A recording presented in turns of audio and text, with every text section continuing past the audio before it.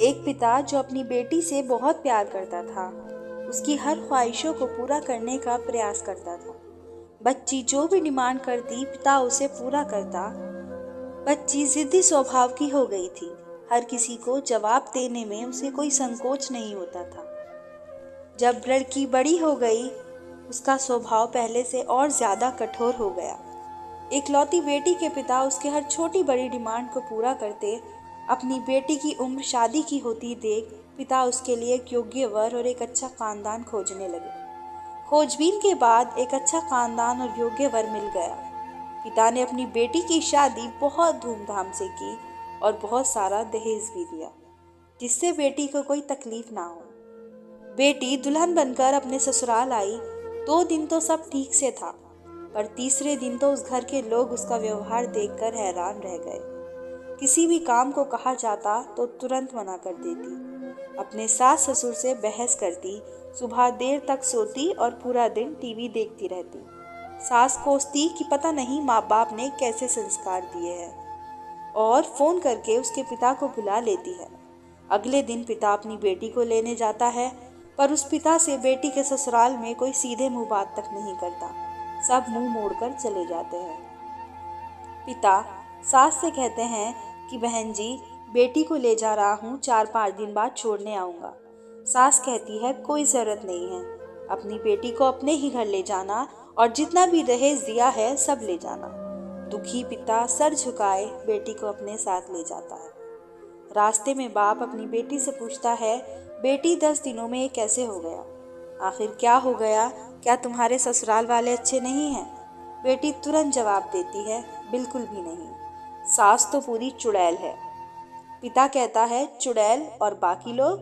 बेटी कहती है, कोई भी अच्छा नहीं है, सब सास के इशारों पर ही चलते हैं।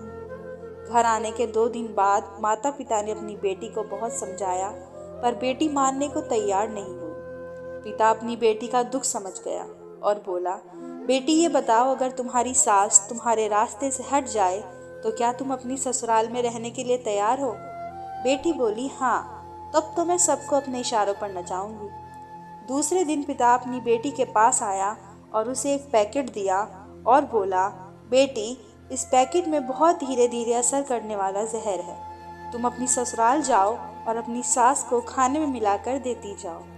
जहर का असर इतना हल्का है, 6 महीने में तुम्हारी सास मर जाएगी और किसी को पता भी नहीं चलेगा। बेटी खुश हो गई और बोली, क्या सच में?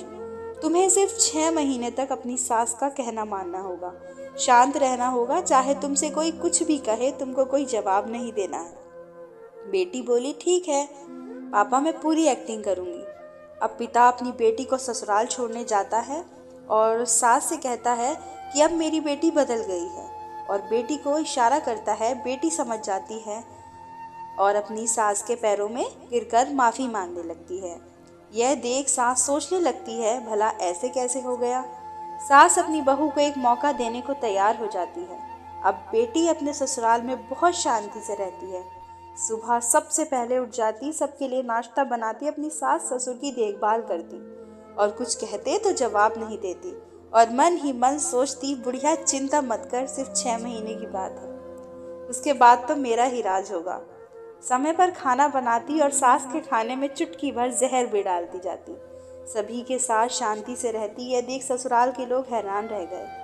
सास सोचने लगी कि शायद मैं अपनी बहू को पहचान नहीं पाई।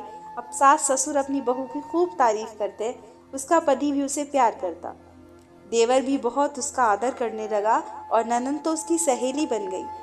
बहू को भी अपना ससुराल अब घर जैसा लगने लगा।